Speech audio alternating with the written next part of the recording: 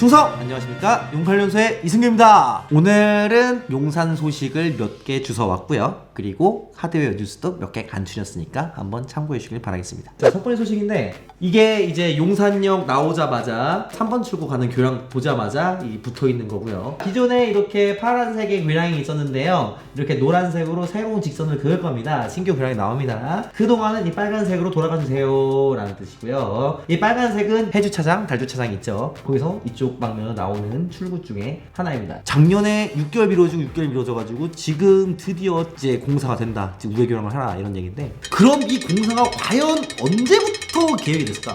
이게 용산역 3번 출구의 직선 딱 나가자마자 있는 곳입니다. 여기에 이제 교량이 생긴다는 거예요. 이거 여기서부터 여기까지 직진이 있겠다는 거죠. 2004년 용산역이 KTX역이 새로 생겼죠. 그때부터 이 교량을 새로 만들 거를 염두에 두고 있다가 드래곤 힐 호텔인가요? 호텔이 뭐지?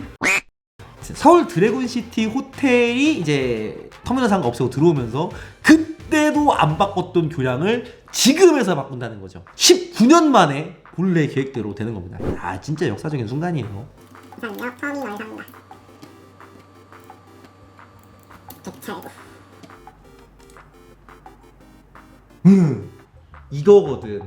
옛날 구용산역에서는 이렇게 됐습니다. 여기서 표를 끊고 들어가서 이쪽에 들어가서 바로 지하철 타는 거였어요. 지금 이거를 갖다가 개수해가지고 지금은 그냥 일반 통로로 쓰는 겁니다만, 옛날에는 여기도 용산역 구내 아니었다라는 걸 갖다 이렇게 증명 가능한데, 용산 전자상가에 있으면은 항상 무언가가 사라지고 있는 거를 알려드릴 수밖에 없는 것 같아요. 받아들여야겠죠? 수용하는 것밖에 답이 없는 것 같습니다. 그래도 다른 새로운 시대가 생기니까, 드디어 용산에 뭔가 새로운 시대가 생긴다는 그런 뉴스 아닙니까? 예, 어찌 보면 긍정적인 뉴스라고 할 수가 있다.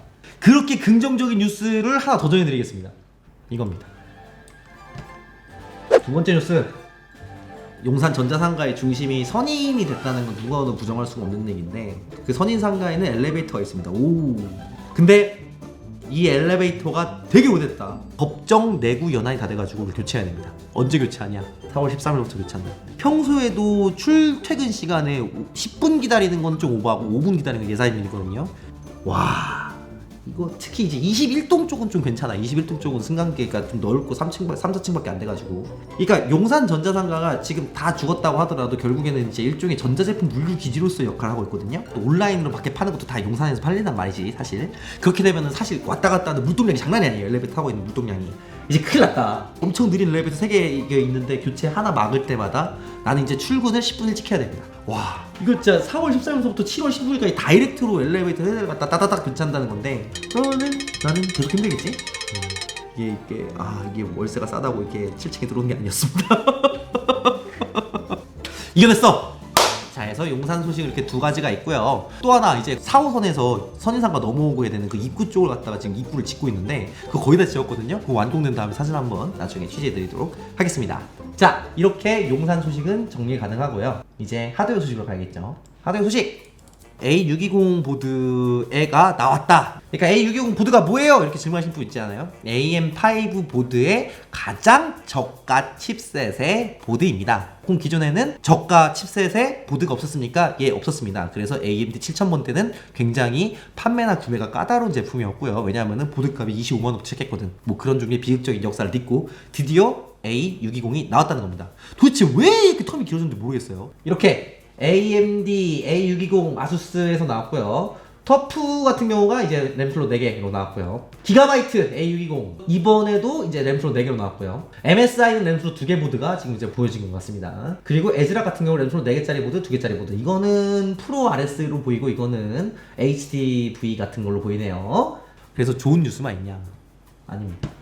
B650의 스펙이야. B650 이거 2020 이제 이거는 그냥 노말이고, 이제 보게 되면은 사용할 수 있는 PCI 익스프레스 레인 개수가 이렇습니다. 뭐 라이젠 오버클럭킹이 됩니다. 뭐 DDR5 메모리 오버클럭이 이건 되는데 이건 안 되고, 얘는 다 되고, USB 20짜리가 얘는 두 개, 얘는 한 개, USB 10짜리가 12, 66 두 개, USB 5기가 2개, 뭐 맥스 사타 서포트 8개, 4개 이렇게 나오는데, A620에 무슨 기능이 필요하겠어. 그리고 오버클럭은 안 되더라도 뭐 PBO만 되면 사실상 그게 오버클럭이잖아. 요즘엔 다 이제 차력수로 나오잖아. 이렇게 생각하고 여러분은 굉장히 기분 좋았을 거예요. 이 문구를 보기 전까진 말이지. 서포트 65W TDP 앤드 비욘드. 예를 들어서 7900X 몇 와트 먹어요? 기본 TDP 170W 먹어요. 밥 170공기 먹는 애가 있는데 걔가 갖다 65공기 좀 먹으면 얘 일을 하겠어요? 예? 아니 뭐 이걸 갖다가 이렇게 출시를 장난을 야 장난질이 도에 달했다. 지금까지 칩셋 장사에 이런 종류의 상수 있던 적이 한 번도 없었다. 야 들어와서 사겠냐? 응? 야 내가 컴퓨터 살라 그래. 야 60W 소비 전력을 미친 늘려놓고 막상 파는 메인보드는 전력 소비 제한을 걸어? 아니 그것도 칩셋에 거는 경우가 얼마나 경우가 없어요. 칩셋이 CPU 전원을 갖다가 공급하는데 역할을 합니까? 안 합니다. 근데 이제 하네. 제한을 건 정도로 하네. 세상에. 컴퓨터 너무 안 팔리는 것 같아. 사실 X300이라는 게 있었어요. X300. X300은 칩입니까? 칩이 아닙니까? 칩은 칩인데 일반적인 칩과 다릅니다. 여러분, 이게 X300 XTX라는 보드예요. 자, 여기에 칩이 뭐가 있습니까? 일반적으로 우리가 보는 메인보드 칩은 없어요. 굉장히 조그마한 장치가 하나 들어가 있다 해요. 메인보드 칩이 없는데 어떻게 작동을 합니까? 사실 AMD CPU도 그렇고 인텔 CPU도 그렇습니다. SoC라는 게 들어있어요. 이게 여러 가지 기능이 있죠. 캐로가 통칭이 SoC인데 AMD SoC는 어떤 거냐? AMD 7000모드 CPU를 기준으로 했을 때 PCI Express 4.0 곱하기 4배속으로 칩셋과 통신을 합니다. 그리고 거기서 뭐 USB 10기가를 하든 이 USB 2.0 12개 지원하든 뭐 이것저것 지원을 하는데 문제는 그게 아니라 요거입니다. CPU 자체에서 10기가 USB 4개를 지원하고요. PCI Express 5 28슬롯을 지원하고 그래픽, 그러니까 나눠서 보면은 그래픽 16에 NVMe 8에다가 칩셋 다운링크라고 해가지고 4배속이 따로 있네요. CPU만 쿨러와 전력 공급 기능만 있으면 사실 컴퓨터를 구동할 수가 있어요. 즉 칩셋이라는 건 사실 필요가 없어요. 없어도 가능하다가 정확하겠죠. 하여간 이렇게도 팔 수 있는데, 이렇게 칩셋을 빼고 다 다이어트를 해가지고 팔 수도 있는데, 메인보드 제조 원가를 갖다가 한도 끝도 없이 내릴 수 있는데 왜 자꾸 이따위를 넣느냐는 거죠. 만약에 AMD가 서브 제조사들의 압박에 해가지고 65W 제한을 걸고 A620 보드를 늦게 출시하고 이랬다면은 끊어내는 놈도 필요해요. 뭐 아수스, MSI 이런 애들 있잖아요. AMD에서 직접 메인보드를 만들어서 유통을 하든가. 도대체 왜 이렇게 끌려가는지 이해를 못하겠습니다. 인텔 같은 경우는 그런 적이 있죠. 인텔에서 레퍼런스 DP550 이렇게 팔았었거든요. 인텔은 AMD 못할 게 뭐야. 그러니까 내가 사랑하는 AMD가 설마 65W 제한을 갖다 자기가 먼저 제안을 했겠어? 그래서 한 매치 산 얘기가 뭐다? 이번 65W A620 제한은 정말로 쇼킹한 소식이다. 지금까지 이런 적이 없었다. 상수의 극치를 달리는 것 같다. 자, 더럽다. 뭐 누구 잘못인지 정확하게 책임 소재가 파악되면은 한번 알려주시면 감사하겠습니다. 용의자 2명이지 AMD 아니면 보드 제조사. 두 번째 소식입니다.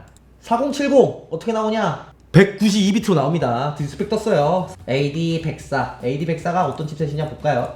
네, 4070 Ti랑 똑같은 칩셋 썼네요. 좀 더 성능만 제한된 버전이고, 그 다음에 전력 소모 에버리지 맞죠? 에버리지 186W, 비디오 플레이백 할 때 16W 그렇게 쓴답니다. 그 다음에 TGP, 총 TGP는 200이에요. MSRP는 $599라고 합니다. 기존의 3070 Ti의 MSRP와 동일합니다. 자, 세 번째 뉴스. SK하이닉스 2조 원 교환 사채 발행.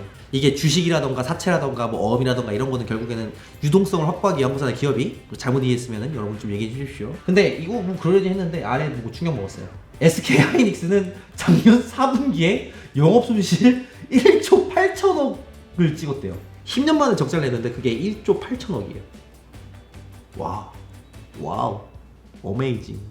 예를 들어서 내가 한 2조 가지고 기업을 굴리고 있었어, 유동자산을 갖다가. 근데 갑자기 회사가 이번 분기에 손실이 났습니다. 그래? 얼마 손실 났는데? 1조 8천억이요.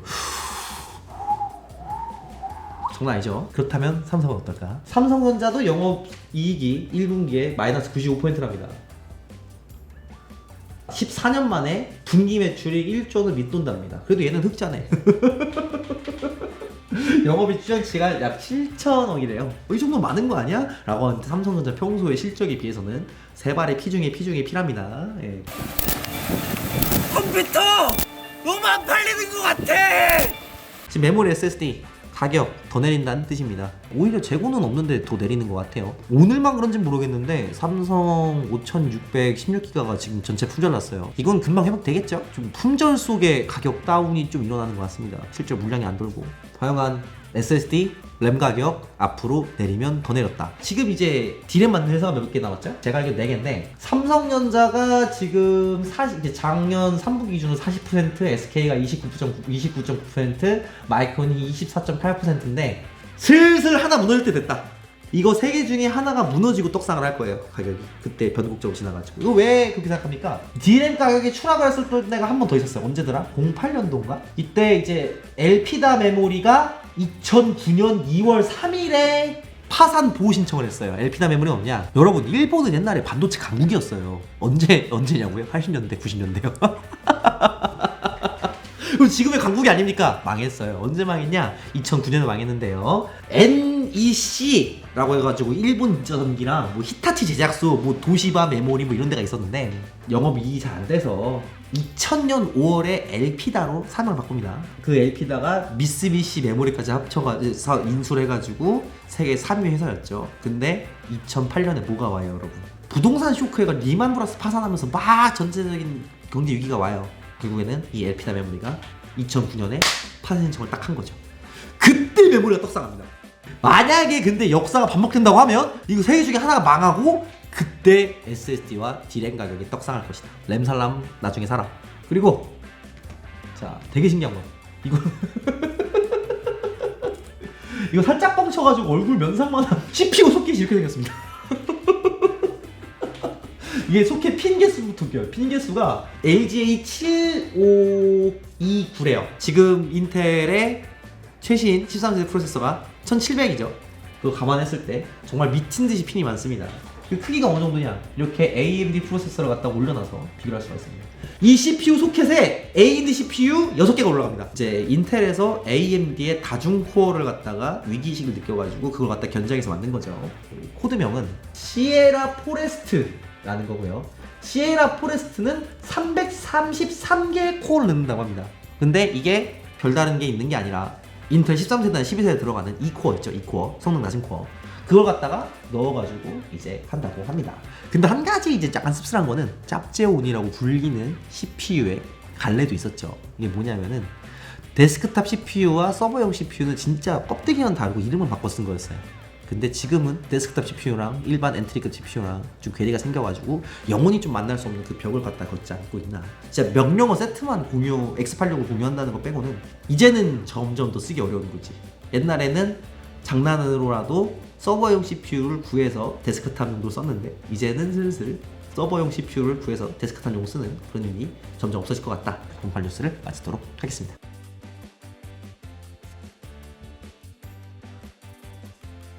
정석!